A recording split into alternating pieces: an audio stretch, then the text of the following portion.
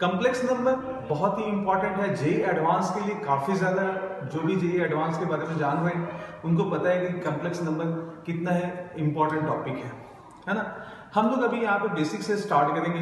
मेरा main motto है कि आप जेई मेंस के सवाल में इससे रिलेटेड क्वेश्चंस को जरूर बनाएं। तो इसके लिए सबसे पहले मैं स्टार्ट करने जा रहा हूँ कि आखिर कॉम्प्लेक्स नंबर है क्या। हमें ये भी पता करना पड़ेगा कि आखिर कॉम्प्लेक्स नंबर की जरूरत हमें पड़ी क्यों, है ना। तो उसके लिए मैं सबसे पहले एक चीज बताने जा रहा हूं कि कॉम्प्लेक्स नंबर की जरूरत क्यों पड़ी। X square plus 1 is equal to 0। इस तरह के जब भी इक्वेशंस हमारे पास अलजेब्रिक इक्वेशन आ गए तो हमारे पास कोई सॉल्यूशन नहीं होता था, है ना। तो इस तरह का सॉल्यूशन हम कैसे करें, है ना। तो इसके लिए हमें कॉम्प्लेक्स नंबर की जरूरत पड़ी और इस कॉम्प्लेक्स नंबर कि इसका रियल सॉल्यूशन पॉसिबल था नहीं। तो इसके लिए हम क्या करें, एक सेट ऑफ नंबर हमने इंट्रोड्यूस किया और उस सेट ऑफ नंबर को हमने नाम दिया कि कॉम्प्लेक्स नंबर होगा। इस तरह के इक्वेशंस, इस टाइप के इक्वेशंस जो भी होंगे उनका सॉल्यूशन क्या मिलेगा, हमारे पास एक कॉम्प्लेक्स नंबर मिलेगा। बात समझ में आ रही बात। तो उसके लिए हमने इंट्रोडक्शन किया और इसी इक्वेशन से हमने कॉम्प्लेक्स नंबर को डिफाइन करने का तरीका भी खोजा था। तो x square is equal to हमने कैसे खोजा था, x square is equal to -1 होगा और दिस इंप्लाइज दैट x की वैल्यूज अगर हम निकालेंगे तो this is square root of -1 आएगा। अब इस स्क्वायर रूट ऑफ -1 को हमने इंट्रोड्यूस किया i से और इसका नाम दिया आयोटा। क्या नाम दे दिया, आयोटा। बात समझ में आ रही बात। और यहां से हमारा स्टार्ट होता है कॉम्प्लेक्स नंबर क्या है। तो आयोटा का मतलब हो गया स्क्वायर रूट ऑफ -1। तो सबसे पहले हम लोग बात करेंगे कि कॉम्प्लेक्स नंबर है क्या। तो कॉम्प्लेक्स नंबर की अगर हम लोग बात करें कि कॉम्प्लेक्स नंबर एक अरेंजमेंट है, किसी भी दो रियल नंबर्स को हम लोग उठाते हैं a, b, order pair a और b, a number which are in the form of a plus iota b is known as complex number where a, b belongs to real number। तो ये हमने introduction दिया कि complex number ये होगा a number which are in the form of a plus iota b, a b belongs to real number। यहां पे real part of z, ये कॉम्प्लेक्स नंबर दो पार्ट में है, एक के साथ आइटा अटैच्ड है और दूसरे के साथ आइटा अटैच्ड नहीं है। तो जिसके साथ आइटा अटैच्ड नहीं है that is known as real part of z। वो क्या कहलाता है, real part of complex number z that is equal to a। Second one is जिसके साथ आइटा अटैच्ड है उसको हम लोग कहते हैं imaginary part of z। Imaginary part of z that is equal to b। तो इमेजिनरी पार्ट ऑफ z जो होगा वो क्या होगा, यहाँ पे b होगा और ये हम लोग बात करेंगे यहाँ पे कॉम्प्लेक्स नंबर के लिए, ठीक है। अब कॉम्प्लेक्स नंबर से रिलेटेड कुछ चीजें हम लोग यहाँ पे इंट्रोड्यूस करने जा रहे हैं कि कॉम्प्लेक्स नंबर तो हमने बता दिया कि z is equal to a plus iota b होगा, जिसमें से a is known as real part of z, b is known as imaginary part of z, है ना। तो कॉम्प्लेक्स नंबर में कुछ चीजें हमें ध्यान में रखनी पड़ती है जब भी हमें बात करेंगे, हम आगे के लिए बढ़ेंगे। तो सबसे पहला पॉइंट जो हमें ध्यान रखने की जरूरत है कि दो equality of two complex number क्या होगा। तो सबसे पहला पॉइंट हम लोग बात करेंगे कि जब हमारे पास नंबर आ गया तो दो नंबर किस तरीके से बराबर होंगे। Equality of two complex number, equality of two complex number. मैं यहां पे एक इंट्रोड्यूस कर रहा हूं कि पहला कॉम्प्लेक्स नंबर z1 हमने ले लिया, इसको डिनोट किया किससे, a1 प्लस आइटा b1 से, where a1 and b1 is a real number. Clear. Second number हमने लिया z2, इसको भी डिनोट किया हमने a2 प्लस आइटा b2 से, है ना, कि ये दो हमारे पास कॉम्प्लेक्स नंबर आ गए। अगर ये दोनों नंबर इक्वल हैं, z1 is equal to z2, तो इसका मतलब ये हुआ कि a1 plus iota b1 must be equal to a2 plus iota b2। अब इक्वलिटी में यहां पे ध्यान देने वाली बात है कि रियल पार्ट जो होगा वो रियल पार्ट से इक्वल होगा और इमेजिनरी पार्ट जो होंगे वो इमेजिनरी पार्ट से इक्वल होंगे। बात समझ में आ रही है। तो ये चीज हमें ध्यान में रखना पड़ेगा कि रियल पार्ट से इक्वल होगा और इमेजिनरी पार्ट क्या होंगे, इमेजिनरी पार्ट से इक्वल होंगे। इसका मतलब ये हुआ कि a1 must be equal to a2 और and b1 must be equal to b2 होना चाहिए। अगर रियल पार्ट से इक्वल होंगे और इमेजिनरी पार्ट से इक्वल होंगे तो हम कहेंगे कि ये दोनों कॉम्प्लेक्स नंबर जो है वो क्या है, इक्वल है।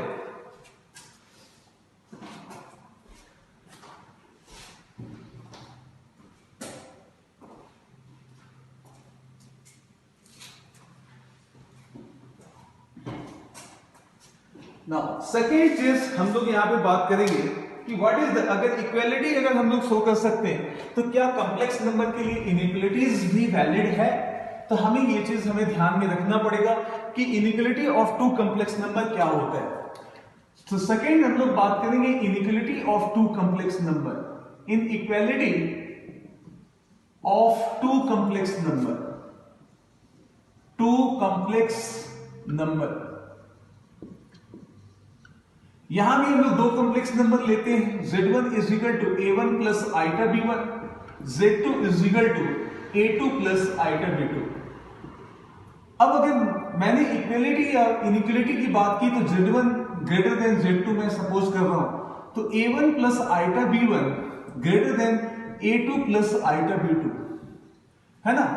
अब इस कॉम्प्लेक्स नंबर में ऐसा नहीं होगा कि रियल पार्ट से ग्रेटर होगा या फिर रियल पार्ट इमेजिनरी पार्ट से ग्रेटर होगा। बात समझ में आ रही बात? क्योंकि आइटा एक ऐसा नंबर है जो स्क्वायर रूट ऑफ -1 है, that is neither positive nor negative और नाइदर जीरो। वो ना जीरो है, ना पॉजिटिव है, ना नेगेटिव है ना। तो ड्यू टू दिस डिफिकल्टीज हमारे लिए क्या हो रही है कि इनइक्वालिटीज जो है उसको हम लोग डिफाइन नहीं करते, तो आप बिल्कुल कंसीडर ही नहीं करते, ये हमारे लिए मीनिंगलेस हो जाता है। तो इनइक्वालिटीज जो होगी वो मीनिंगलेस होगी इस केस में, कॉम्प्लेक्स नंबर के केसेस में मीनिंगलेस होगी। तो इसके बारे में हमें सोचना ही नहीं है, इनइक्वालिटीज के बारे में, कॉम्प्लेक्स नंबर की इनइक्वालिटीज डिफाइन नहीं है, वो मीनिंगलेस है ना। उसके लिए रीजन क्या मैंने बताया कि आइटा इज, रीजन ये था कि iota is neither negative, reason ये है कि iota is neither negative nor positive, है ना। तो ये चीज हमें ध्यान में रखेंगे, ये चीज ध्यान रखनी है। Complex number, all the real numbers are complex number. कब होगा भाई साहब? हमने कहा था कि z is equal to a plus iota b होगा where a b belongs to real number. अब यहां पे एक पॉसिबिलिटीज ये है कि imaginary part of z that is defined as b, imaginary part of z is equal to 0 हो जाए। तो इमेजिनरी पार्ट अगर 0 हो जाएंगे तो सिर्फ और सिर्फ a बचेगा और वो क्या होगा? रियल नंबर होगा। तो imaginary part of z is equal to अगर 0 हो जाए, this implies that z is purely real. That's mean in this case z is an real number, purely real, है ना। सिमिलरली अगर रियल पार्ट ऑफ z अगर आपके पास में a 0 अगर हो जाए तो उस केस में हमारे पास z इज प्योरली इमेजिनरी। तो ये दो कंडीशन आप याद रखेंगे कि प्योरली इमेजिनरी कब होगा और प्योरली रियल एक कॉम्प्लेक्स नंबर कब होगा। तो ये हमें ध्यान में रखना है। चौथी पॉइंट जो हम लोग यहाँ पे बात करेंगे वो है कि कभी कभी हमारे लिए एक, हमने बचपन में एक आइडेंटिटी पढ़ी थी। क्या आइडेंटिटी थी वो? कि square root of a into square root of b is equal to square root of ab होती है ना।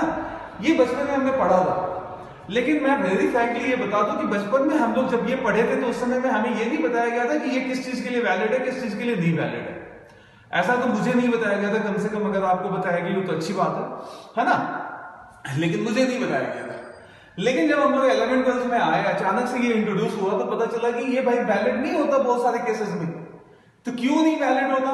तो इसके साथ एक कंडीशन जुड़ा हुआ है कि दिस इज, ये जो कंडीशंस हैं कि ये हमारे पास तभी ये वैलिड होगी if at least one of them मतलब the valid is valid only when if at least one of them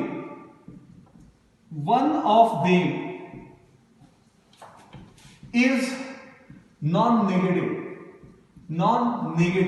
कि इसमें से कोई कम से कम, ये तभी वैलिड है, ये हर एक नंबर के लिए वैलिड नहीं है, ये तभी वैलिड है जब इसमें से कम एक जो होना चाहिए वो नॉन नेगेटिव होना चाहिए, या तो पॉजिटिव होना चाहिए नहीं तो 0 के बराबर होना चाहिए। समझ में आ गई बात? तो ये कंडीशन मुझे नहीं पता थी, मुझे ये आइडेंटिटी पता थी कि हाँ भाई ऐसा होता है, लेकिन ये कंडीशन नहीं पता थी। तो अब इसको समझने के लिए बहुत इंपॉर्टेंट चीज है कि हम लोग ये कहां कहां वैलिड होगा, उसके लिए मैं एक एग्जांपल ले रहा हूं, छोटे छोटे एग्जांपल ले रहा हूं, ज्यादा नहीं। मान लो सपोज करो square root of 2 into square root of 5 है ना। तो इस केस में देखिए 2 और 5 बोथ आर पॉजिटिव, है ना, बोथ पॉजिटिव है, तो हम ये आइडेंटिटी यूज कर सकते हैं, दिस इज करेक्ट, ये क्या है, करेक्ट है यहां पे।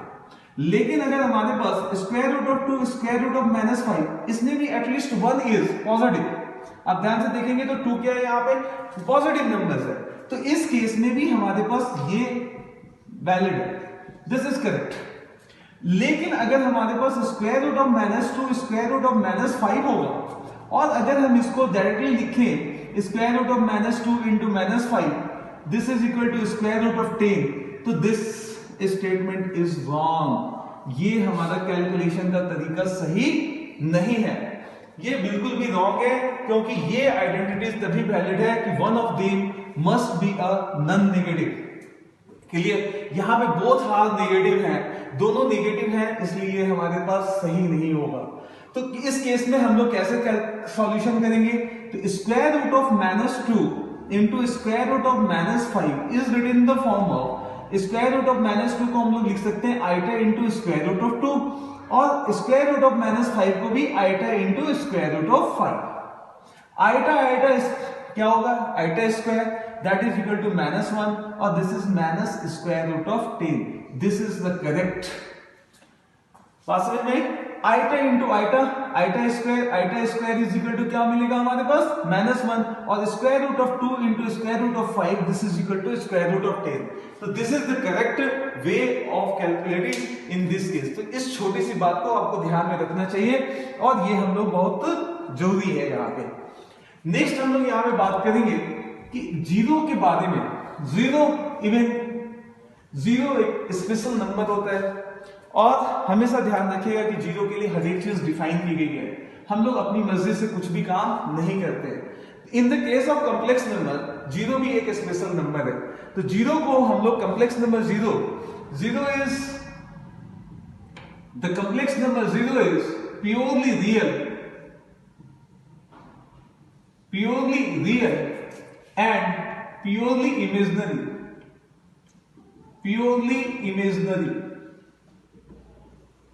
मतलब ये एक ऐसा नंबर है जो हमेशा प्योरली रियल भी हो सकता है, प्योरली इमेजिनरी भी हो सकता है, हम लोग दोनों एक साथ कंसिडर कर सकते हैं कि ये हमारे पास क्या आएगा, प्योरली रियल कब होगा, प्योरली इमेजिनरी कब होगा, ये दोनों पॉसिबल है। इसके साथ में जीरो के साथ में जीरो को डायरेक्ट जीरो लिख सकते हो रियल नंबर के फॉर्म में, आइटा इंटू जीरो भी लिखोगे तो दैट इज जीरो होगा।